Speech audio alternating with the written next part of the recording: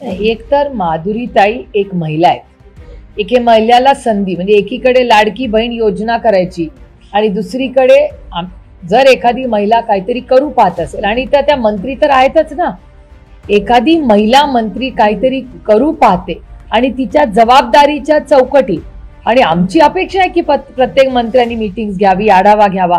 अहो आमची दिशा कमिटी झालेली नाही, आम्ही किती वेळा विनंती केली आहे. दिशा कमिटी ही झालीच पाहिजे, हा केंद्र सरकारचा अर्थ आहे, आग्रह आहे. आता दिशा कमिटी काय करते की राज्यामध्ये तालुक्यामध्ये तुमच्या मतदारसंघात जी कामं झाली आहेत, स्कीम्स आहेत, त्याचा एक आढावा डिपार्टमेंट वाईज घेते.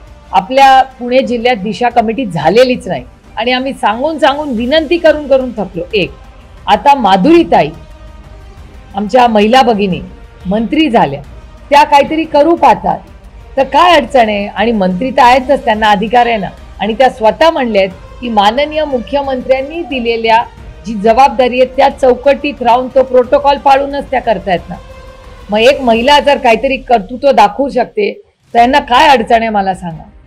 त्यांनी घ्यायचा त्यांना अधिकार दिलेलाच आहे आणि मुख्यमंत्री त्यांच्याच पक्षाचा आहे ना.